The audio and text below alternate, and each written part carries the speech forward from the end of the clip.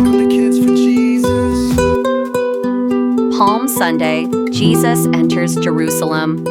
A long time ago, in a sunny little town called Jerusalem, something amazing was about to happen. Jesus was coming, riding on a gentle little donkey.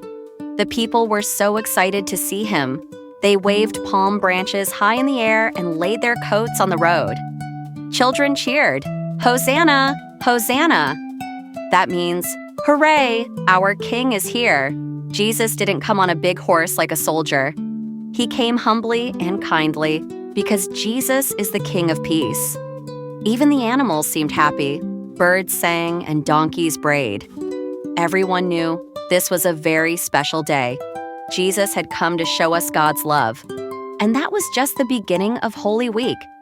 Jesus clears the temple. The next day, Jesus went to the temple, a big, beautiful place where people came to pray and worship God.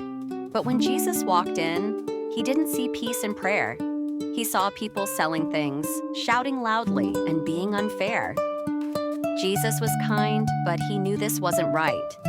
With gentle strength, he cleared the temple. He turned over tables and told everyone, God's house is a place of prayer, not a market.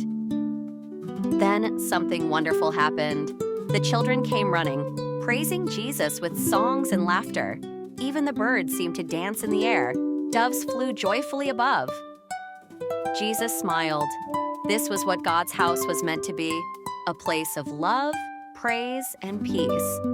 And that's the story of Monday, the day Jesus reminded us to honor God's house. Holy Tuesday, Jesus teaches at the temple. On Tuesday of Holy Week, Jesus returned to the temple. But this time, not to clean it, he came to teach. The people gathered around, curious and quiet. Even the children sat at his feet, eyes wide, listening closely. Jesus opened a scroll and began to speak with love and wisdom. He told them, "The greatest thing you can do is love. Love God with all your heart, soul, and mind, and love others just as much as you love yourself." As Jesus taught, a soft breeze blew through the temple court. The hearts of the children glowed. They felt the truth deep inside. They smiled. They learned. They understood that listening to Jesus helps us grow wise, not just in our heads, but in our hearts too. And that's the story of Holy Tuesday, when Jesus reminded us that love is the greatest command. Holy Wednesday, the woman with the perfume. On a quiet evening, in a warm and cozy home, Jesus was sitting with his friends. They were eating and talking when something surprising happened. A woman came in carrying a small jar. Inside was something very special, a sweet, beautiful perfume. She walked up to Jesus and gently poured the perfume on his head. The lovely scent filled the whole room. It sparkled in the air like tiny stars. Some people were confused. "Why waste something so expensive?" they whispered. But Jesus smiled kindly. "She has done a beautiful thing for me," he said. The woman wasn't trying to impress anyone. She was showing love, pure, simple love, just for Jesus. And Jesus said, "Everywhere my story is told, people will remember what she did. Her gift was worship, and her worship was love." That's the story of Holy Wednesday, the day we remember that loving Jesus is the most beautiful gift we can give. The Last Supper. It was the evening before a very big day. Jesus gathered his closest friends, the disciples, for a special meal. They sat together in a cozy upper room, lit by soft lanterns and filled with the smell of warm bread. As they talked and shared supper, Jesus did something surprising. He got up, poured water into a bowl, and began to wash his friends' feet. The disciples were amazed. But Jesus smiled and said, "I am showing you how to love and serve each other, just like I do for you." Then Jesus picked up a piece of bread. He broke it and gave it to them. "This is my body," he said. Next, he lifted a cup. "This is my blood," he said. "Do this to remember me." That night, Jesus gave a beautiful gift. He showed his love in every word, every act, every bite of bread. Because love isn't just something we feel, it's something we share. That's the story of Maundy Thursday, the night Jesus taught us to love by serving others. Good Friday, Jesus dies on the cross. It was a quiet, heavy day. The sky grew darker and the wind slowed down. Something very important was happening. Jesus, who had healed the sick, fed the hungry, and loved everyone so deeply, was now carrying a wooden cross up a big hill. People didn't understand who he really was.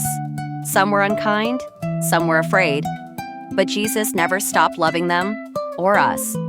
At the top of the hill, called Calvary, Jesus was placed on the cross.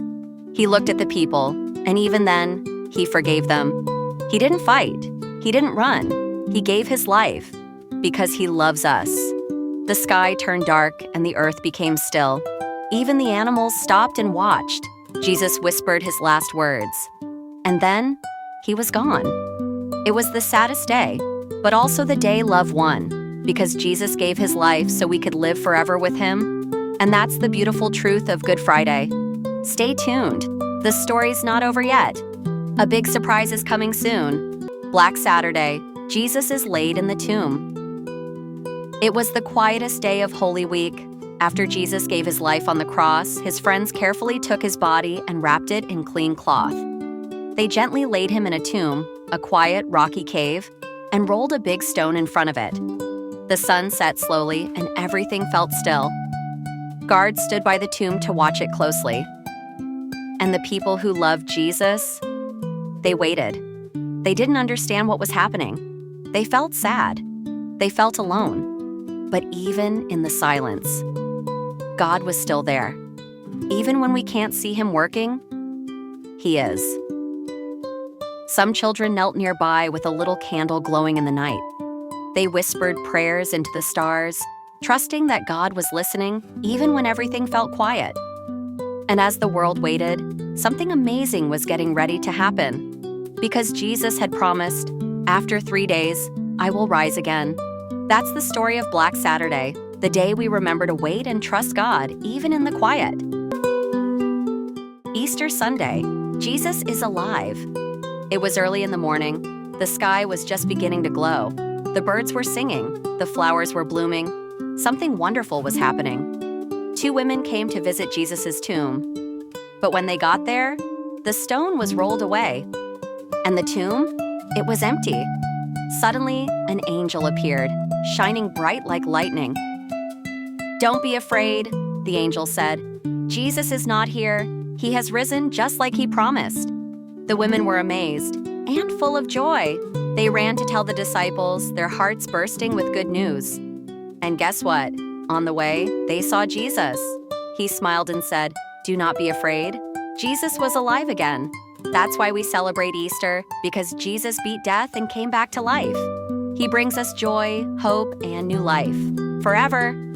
So today we dance, we sing, we smile, because Jesus is alive. Key verse, Matthew 28:6. He is not here, he is risen, just as he said. Come and see the place where he lay. That's the story of Easter Sunday, the happiest day ever. Don't forget to like, subscribe, and keep following Kids for Jesus for more joyful Bible Kids for adventures. Jesus.